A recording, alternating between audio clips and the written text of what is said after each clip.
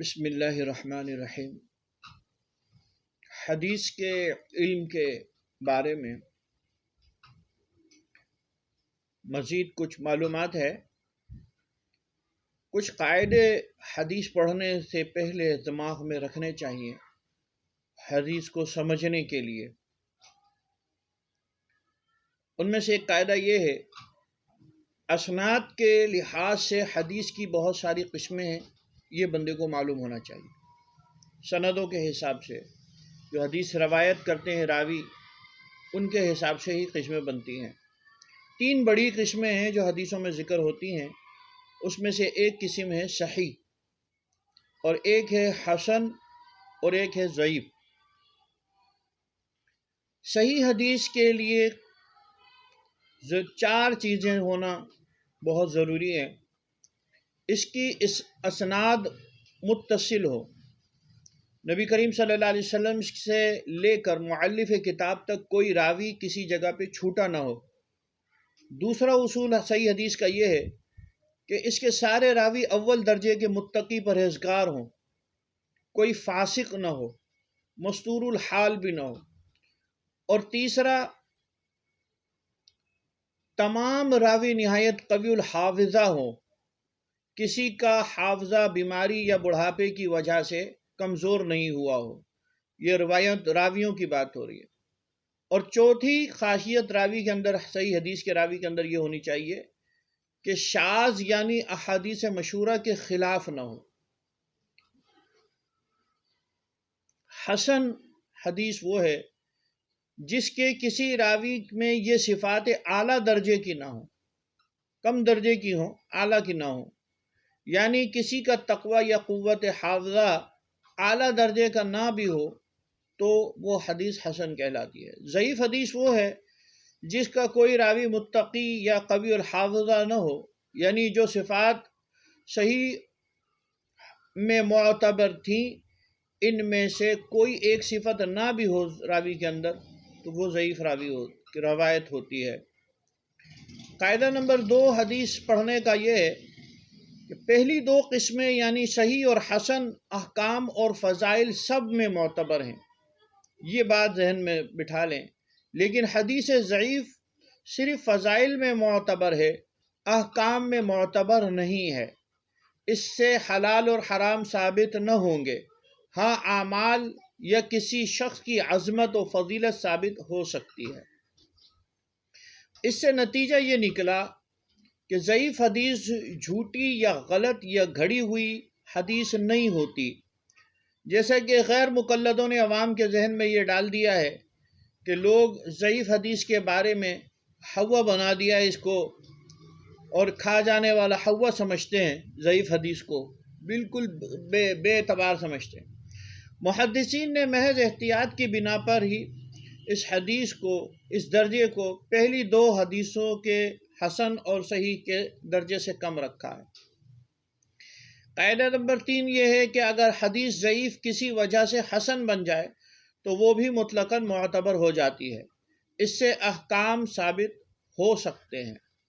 اور قاعدہ نمبر 4 یہ ہے کہ حدیث ضعیف حسن بن جاتی ہے جب وہ 2 سندوں سے روایت ہو، اور اگرچہ دونوں ہی سندیں اس کی ضعیف ہوں، لیکن وہ چونکہ 2 سندوں سے بیان ہوئی ہے اس وجہ سے وہ حسن بن جاتی ہے۔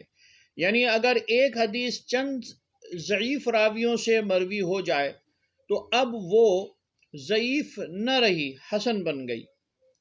یہ سارے اصول جو بیان کیے گئے ہیں حدیث کی معتبر کتابوں سے، مرقات، موضوعات کبیر، شامی، مقدمہ، مشکات شریف، عبد الحی اور رسالہ اصول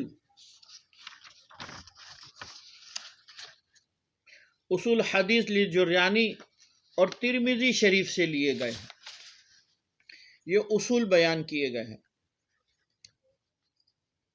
علماء کاملین کے عمل سے ضعیف حدیث حسن بن جاتی ہے۔ یعنی اگر ضعیف حدیث پر علماء دین عمل شروع کر دیں تو وہ ضعیف نہ رہے گی، حسن ہو جائے گی۔ اسی لیے امام ترمذی یہ فرماتے ہیں، ھذا الحدیث غریب ضعیف والعمل علیہ اہل العلم۔ یہ حدیث ہے تو غریب یا ضعیف، مگر اہل علم کا اس پر عمل ہے۔ تو ترمذی کے اس قول کا مطلب ہرگز یہ نہیں ہے کہ یہ حدیث تو ضعیف، ناقابل عمل، مگر علماء امت نے معاذ اللہ بے وقوفی سے اس پر عمل کر لیا ہے اور سب وہ گمراہ ہو گئے معاذ اللہ، بلکہ مطلب اس کا یہی ہے کہ یہ حدیث روایتاً تو ضعیف تھی، مگر علماء امت نے عمل کر کے اس کو قوی کر دیا ہے، ثابت کر دیا ہے، اس کی سند میں پاور دے دیا۔ علماء کے تجربے اور اولیاء کے کشف سے ضعیف حدیث قوی ہو جاتی ہے۔ شیخ محی الدین ابن عربی ایک حدیث آپ نے سنی کہ جو 70,000 مرتبہ کلمہ پڑھے اس کی مغفرت ہو جاتی ہے۔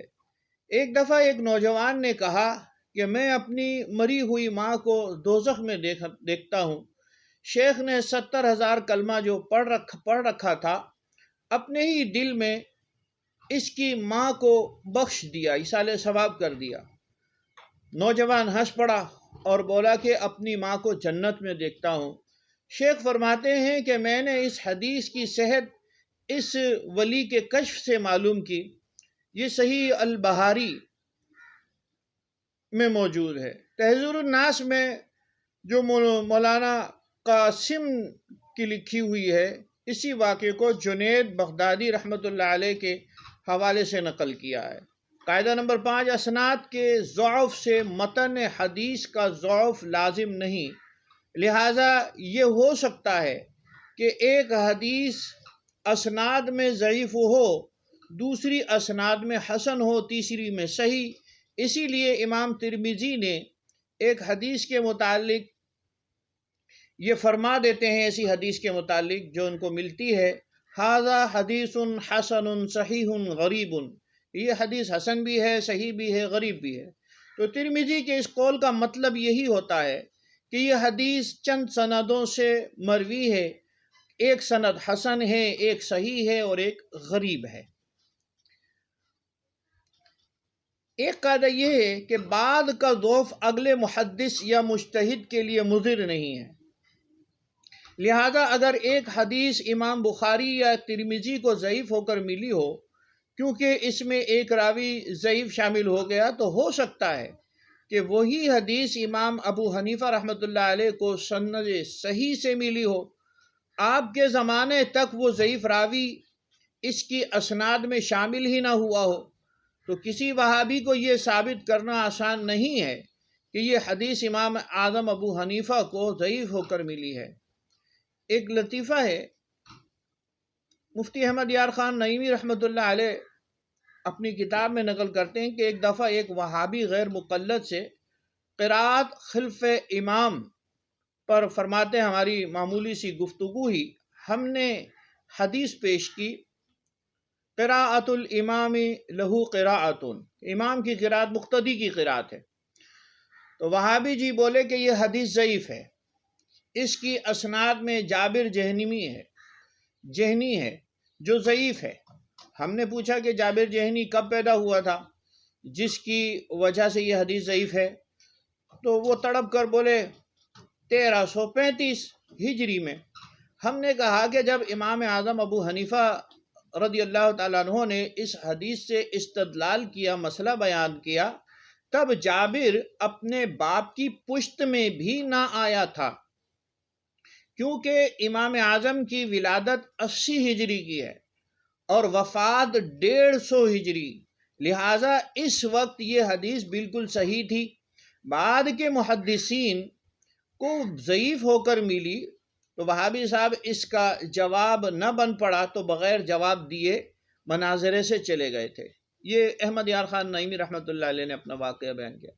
لہذا حنفی علماء کو خیال رکھنا چاہیے کہ وہابی کو ضعیف کہنے سے روکیں، وجہ ضعیف پوچھیں، پھر تحقیق کریں کہ ضعف امام اعظم سے پہلے کا ہے یا بعد کا۔ انشاءاللہ وہابی جی پانی مانگ جائیں گے اور ضعیف کا سبق بھول جائیں گے، کیونکہ امام اعظم کا زمانہ حضور علیہ الصلوۃ والسلام سے بہت قریب ہے۔